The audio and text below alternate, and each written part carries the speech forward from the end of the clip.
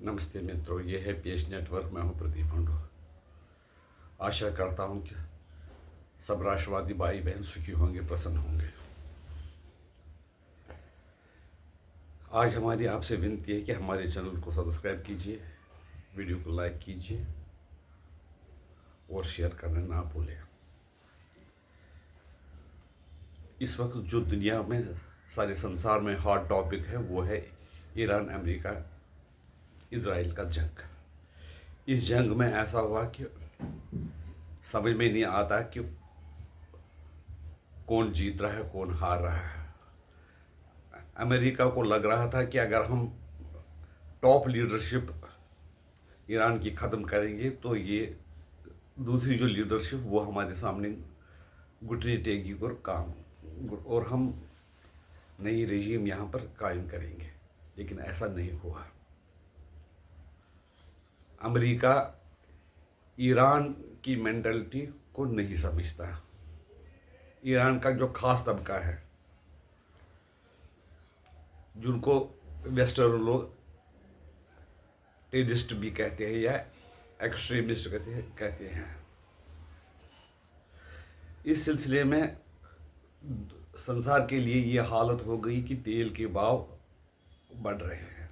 $80 तक crude Brent oil पहुंच गया इंटरनेशनल मार्केट में। अगर यही ज़्यादा देर तक रहा तो ये $100 से लेकर $150 प्रति बैरल भी पहुंच जाएगा। जंग तो यह है कि ईरान चाहता है कि इजराइल को रहने का हक नहीं है। अमेरिका इजराइल चाहता है कि, खासकर अमेरिका, कि हमारे वर्चस्व को कोई चैलेंज नहीं करे। लेकिन बाकी जो दुनिया के 200 देश है वो इस जंग में के लपेटे में आ सकते हैं। फिलहाल तो 12 देशों पर ईरान ने हमला किया, तो उन्होंने जिन देशों पर हमला किया वो हालांकि जंग में शामिल थे और उन्होंने अमेरिकन बेस को भी, अमेरिका को भी जो बेसिस है वो इस्तेमाल करने से मना कर दिया। फिर भी ईरान पीछे नहीं हट रहा। चीन जो है वो खुलमखुला ईरान के साथ आ गया और कह रहा है कि संप्रभुता जो ईरान की है उसको संभालना ईरान की जिम्मेदारी है, हमारा उसके साथ है। पता नहीं किस हद तक चीन आगे जाएगा, ये समझ में नहीं आता, समझ से परे है। दूसरी बात है कि अमेरिका के 3-4 एयरक्राफ्ट जो थे F-15 वगैरह वो मार गिराए गए। कैसे गिरे, खुद गिरे या अपनी गलती से गिरे या ईरान ने गिराए, इसकी जानकारी नहीं मिली है। दूसरी बात है कि नेतन्याहू के दफ्तर में भी ईरान ने हमला किया, लेकिन नेतन्याहू अपने दफ्तर में नहीं थे तो बच गए, नहीं तो उनके साथ भी वही हाल होता है जो ईरान के अयतोला खोमैनी के साथ हो गया। कुल मिलाकर मैं बताता हूँ कि जो हालात हैं बड़े नाजुक है। हिंदुस्तान की जो शेयर मार्केट है वो भी क्रैश हो रहा है। कहते हैं कि 17.5 लाख करोड़ का डाउनफॉल स्टॉक मार्केट में, पैसे जो रुपये है वो स्वाहा हो गए। दूसरी बात हिंदुस्तान के लिए है कि अरब देशों में 1 करोड़ लोग जो भारतीय काम करते हैं, ये जंग कहाँ तक पहुंचेगी किसी को जानकारी नहीं है। कई लोग हैं जो दुबई में, 20,000 लोग हैं जिनके पास पैसे सब खत्म हो गए हैं और वो दुबई से बाहर नहीं जा सकते हैं। उनके पास टिकट वगैरह थी, लेकिन जब सारे जहाज वगैरह सब ठप हो गया, सारा एयरपोर्ट ठप हो गया, तो वो क्या करेंगे। लेकिन दुबई की सरकार ने एक आश्वासन दिया है कि जो लोग यहाँ पर फंस गए हैं उनके लिए हम खर्चा सरकार करेगी। और जैन समाज और जो हिंदू समाज के दूसरे हैं वो भी लोगों की सहायता करते हैं। दुबई में हिंदुओं के बहुत से होटल वगैरह है, तो हिंदू समाज जो है, वहाँ जो लोग फंसे हुए किसी धर्म से हो, किसी देश से हो, उनकी सहायता करने का प्रयास कर रहे हैं। लेकिन जो काम बहुत ही बड़ा लंबा चौड़ा है, बहुत ही अधिक है, तो कितना कर सकते हैं वो तो देखना पड़ेगा। दूसरे देशों में भी यही हालत है। अब सबसे बड़ी है बात है कि जो दुनिया की सबसे बड़ी ऑयल रिफाइनरी है आरामको, उस मेन रिफाइनरी पर ईरान ने हमला किया। सुनने में आया था कि जो अमेरिका का MBS क्राउन प्रिंस वो था, वो चाहता था कि अमेरिका ईरान पे हमला करे। उसकी ये सारी बातें एक्सपोज हो गई। अब वो चाहता है कि बातचीत से ही समस्या हल हो, क्योंकि उनकी जो विलासिता और वो जो एंजॉय, वो लुत्फ उठा रहे थे, वो समाप्त हो रहा है। ये जो दोहरा रवैया कई देशों का है,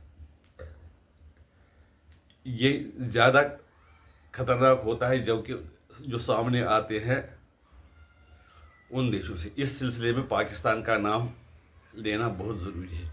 इसका हमेशा ना वो पाकिस्तान के जो शासक है, न लोगों के प्रति वफादार है, न पड़ोसियों के प्रति वफादार है। अपने फ़ायदे के लिए चीन को छोड़ सकते हो, अमेरिका के नज़दीक जा सकती है, और कभी कभी अमेरिका का छोड़कर चीन के पास जा सकते हैं। ऐसे देश बड़े खतरनाक होंगे।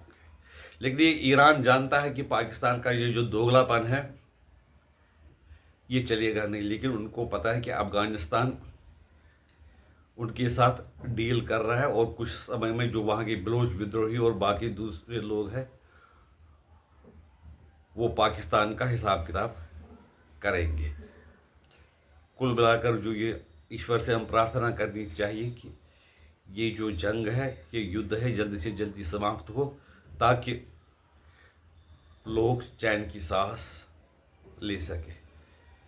वैसे कि भारत ने एक अपनी पोजीशन साफ की है कि हमारा UAE के साथ समझौता है, डिफेंस समझौता, हम UAE के साथ हैं। सऊदी अरब के बारे में उन्होंने कुछ नहीं कहा, ईरान के बारे में कुछ नहीं कहा, इज़राइल के बारे में भी कहा कि इज़राइल ने हमें सहायता दी है। तो हम जो 7 अक्टूबर के जो हमले हुए थे निर्दोष नागरिकों पर, वो बहुत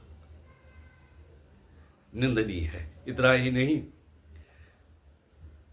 जो हूती वगैरह, हूती हिजबुल्लाह उग्रवादी इज़राइल पर काम कर रहे हैं, तो इज़राइल भी उनके पीछे पड़ा हुआ है। पहले ऐसे व्हाइट हाउस को लग रहा था कि ये जंग बिल्कुल 5-6 दिन 7 दिन में ख़त्म होगी, लेकिन जो पेंटागन का कहना है कि जो व्हाइट हाउस का दावा है वो बिल्कुल झूठा है। ये जंग बहुत देर तक चल सकती है, जिसके लिए हम लोगों को तैयार रहने चाहिए। यानी अमेरिकन जो लोग हैं उनको तैयार रहना चाहिए, और उनकी भी कैजुअलिटी हो सकती है जितनी कि बाकी देशों में हो रही है। ईरान के भी कुछ लोग आज मारे गए हैं। दोबारा ईरान पर अमेरिका और उनके सहयोगियों ने, इज़राइल वगैरह ने बमबारी शुरू कर दी है। अब ऐसा लगने लगा है कि फ्रांस, जर्मनी और ब्रिटेन भी इस जंग में शामिल हो रहे हैं। तो ये रूस का क्या इसमें योगदान रहेगा वो भी देखने वाली बात है। अगर ये जंग फैलती रही तो सारी दुनिया के लिए खतरा है।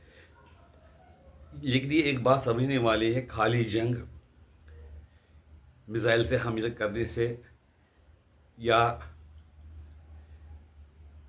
बमबारी से हाल नहीं होगी। उसमें जो भी चाहते हैं कि जंग ख़त्म हो, अमेरिका और उसके जो दोस्त हैं उनको ईरान में जाना पड़ेगा, चाहे कितनी भी कैजुअलिटीज़ हो। अगर फिर भी सब समझौता नहीं होगा, फिर भी निर्णय नहीं निकलता, तो एक ही ऑप्शन पड़ा हुआ है, दैट इज न्यूक्लियर वेपन्स। भगवान करे ऐसा ना हो। आपकी राय इसके बारे में क्या है, हमें बता दीजिए। नमस्ते। भारत माता की जय। वंदे मातरम।